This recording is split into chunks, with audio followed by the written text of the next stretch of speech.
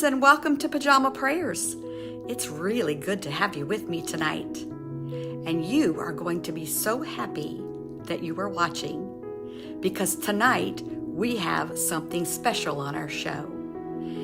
We usually begin our show with hidden pictures, but tonight we have a surprise video for you. Watch. And now it's time for... Is that for real? Did you know Japan is an island country on the eastern edge of the continent of Asia?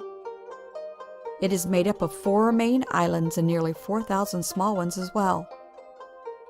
Some people think Japan looks like a dragon. Take a close look at this map of Japan. What do you think? The national flag of Japan is a rectangular white banner wearing a crimson red circle at its center. This flag is officially called the Flag of the Sun. The capital city of Japan is Tokyo. There are many things that make Japan's capital unique to other capital cities. And at the top of this list is the cleanliness. Bet you didn't know that Tokyo is so clean to the point where it almost looks brand new. Not one scrap of rubbish is found on the pathways or dropped as litter. There are 2 main faiths in Japan: Shintoism and Buddhism. 69% practice Shintoism and 67.7% Buddhism. Only 1.5% practice Christianity. If you are doing the math, of course you will come up with over 100%, but that's because some citizens practice more than one faith. Now here's a fascinating fact. Almost 4/5 of Japan is covered with mountains. The Japanese Alps runs down the center of the largest island, Honshu. The highest is Mount Fuji, a cone-shaped volcano considered sacred by many Japanese. And just in case you're thinking of moving there, you should know that Japan can be a dangerous place. This is because 3 tectonic plates that form Earth's crust meet nearby and often move against each other, causing earthquakes. More than 1,000 earthquakes hit Japan every year. Japan also has about 200 volcanoes, 60 of which are active. This may come as a surprise. In Japan at Christmas, families gather to eat a bucket of Kentucky Fried Chicken. It's a national tradition. And a few more surprising facts. Did you know an inventor from Japan dreamed up and built the original Nintendo Entertainment System in 1983? Bet you're glad for that.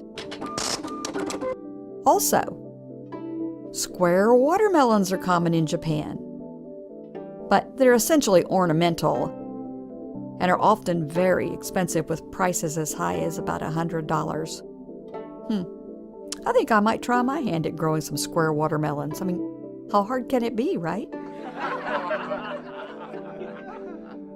The number 4, 4, and the number 9, 9, are considered unlucky numbers in Japanese, but the number 7 is considered lucky because it's an important number in Buddhism. 8 is also considered to be a lucky number because of its shape. And take a look here at some of the most amazing Japanese inventions. Karaoke. Did you know the Japanese actually invented karaoke? And for those of you who have problems putting a medication directly into the eye, Japanese eye drop glasses will do all the work for you. The muscle shirt. No need to spend your time in the gym to look fit. Thanks to this shirt, you can look like a bodybuilder in no time. The head support. A pillow in the shape of an arm that can be used to avoid neck pain and prevent your head from falling down just in case you accidentally fall asleep. They also invented a face trainer. It looks like a torture device, but it's actually made to train your facial muscles. And my favorite, a scream jar.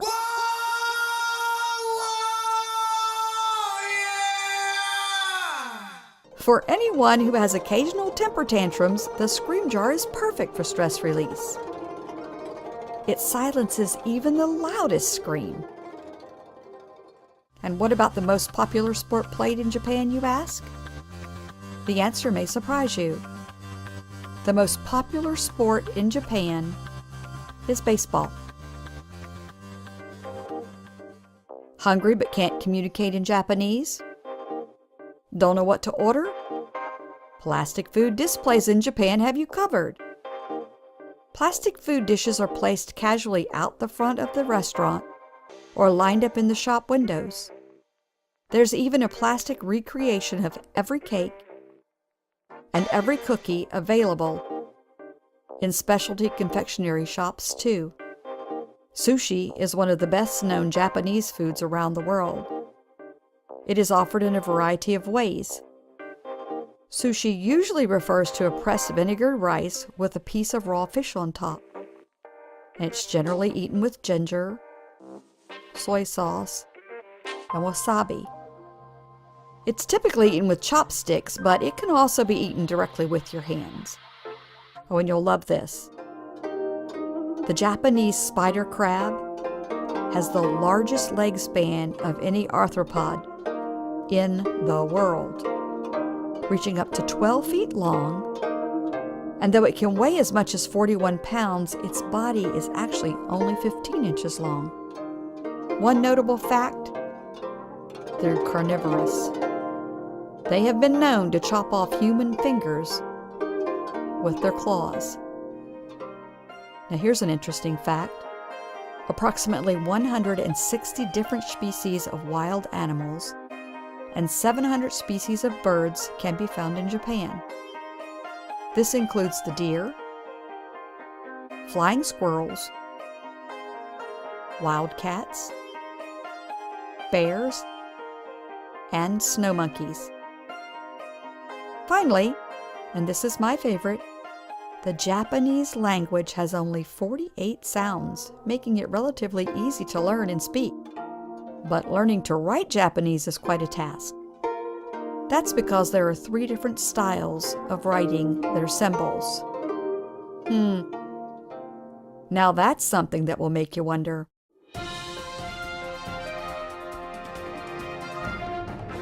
Is that for real? Aren't you glad you were watching tonight? I knew you would love that. So many things that I had no idea about Japan. Oh my goodness. It did have me saying, is that for real? They were so unbelievable. We're going to move on to our story. Tonight's story is titled Win or Lose, I Love You. Win or lose, I love you. Come on, Max, hurry, Lulu called as she pulled the heavy wagon. Do you own anything that we aren't carrying to the forest today, Lulu? Max asked. Today is field day competition to choose the leaders of the forest, Lulu explained. We have so many fun games for the animals to play, and we get to be the judges. But, she warned with a serious look on her face, we might have to help them. The winners will be doing happy dances, but the losers might be sad, and maybe even a little mad. At the tall, tall tree just past the very merry berry bushes, Lulu and Max found an itty-bitty bear and a great big chipmunk, a masked rabbit, a long-eared raccoon, a furry goose, and a feathered coyote. Lulu, Max said, the animals are all mixed up. Well, that just means it's time for the costume contest, Lulu giggled. Lulu and Max took a careful look at each costume before making a decision. Coyote wins with his clever wings, Lulu finally announced. I won, Coyote yelled. I'm the best. Mwah, Goose wailed. I have the best wings. My wings are real. Goosey sat on a stump and cried while the other animals tried to cheer her up. Uh-oh, Max said. You were right. Goosey is being a poor loser. And Coyote's being a poor winner. Lulu jumped into action. Now everyone remember, you may not win, but you must try. Sometimes you'll lose, but there's no need to cry. Win or lose, one thing that's true, no matter what, I love you. Just then, Bear Bear rushed up, nodding his head. Congratulations, he told Coyote. Then he turned to Goosey. Your beautiful wings inspired Coyote to make his costume. Isn't that super?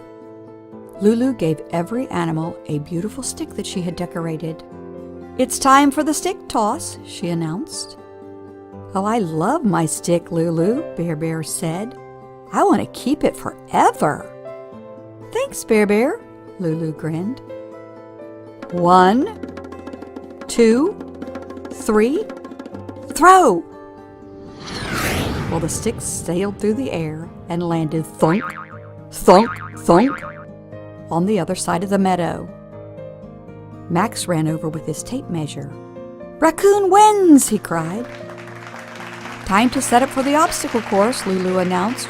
Raccoon, since you won the stick toss, would you please pick up the sticks? Do I have to? Raccoon whined. Don't worry, I'll help, Bear Bear told him. Now I understand why we brought all this stuff, Max said as he and Lulu went to work. But when do we get to eat those pies? The last event is a pie tasting contest, Lulu said.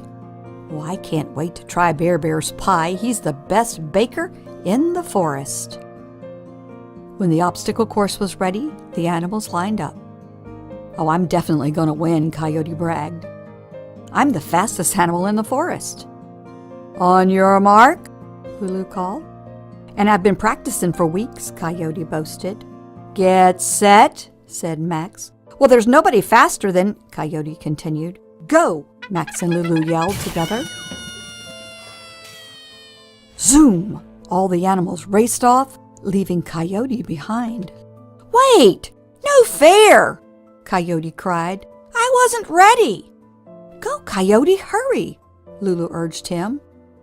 Coyote scrambled to catch up. He passed Bear Bear at the hula hoop loop, Chipmunk at the tinsel tunnel, and Rabbit at the raised rock. Only Goosey was still ahead of him. Coyote pushed forward with all his might, but it was too late. Goosey crossed the finish line and won the race. Goosey wins! Hooray! Lulu cheered. No! Coyote howled. I wanted to win! And he stomped over to the pie table and he kicked it as hard as he could.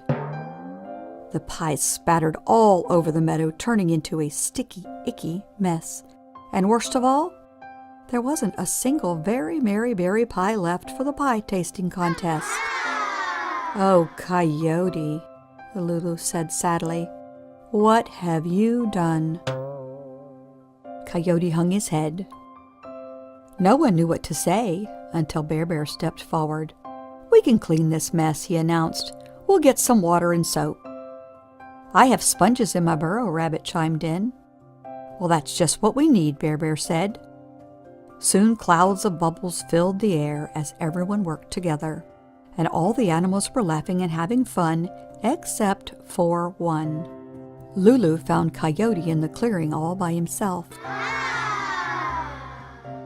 It's okay to lose, you know, Lulu began. Sometimes you'll lose. Other times you'll win. What matters the most is how you treat your friends.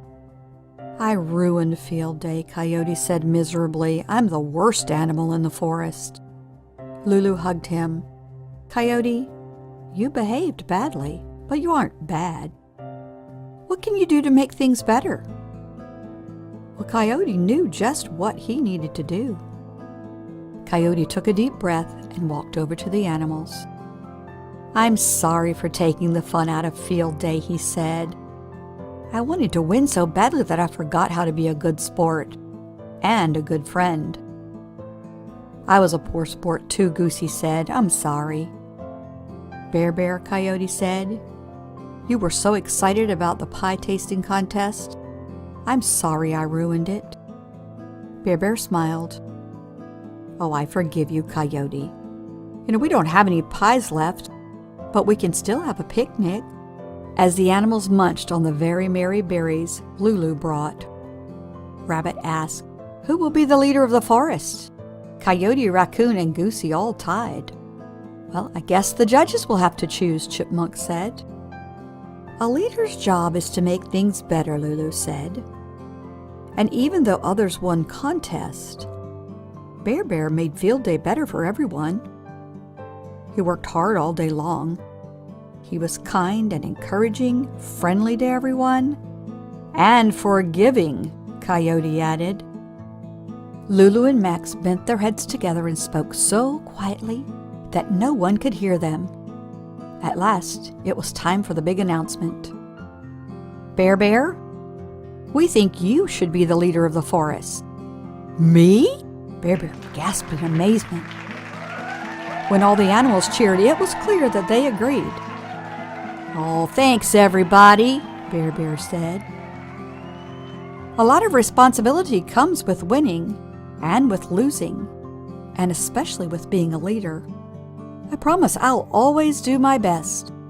Now who wants to watch the sunset from Tall Tree?" We do, everyone cried.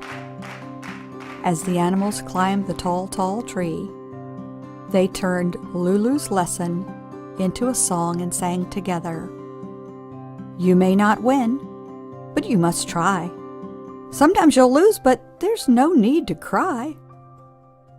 Win or lose, one thing that's true, no matter what, I love you." The end.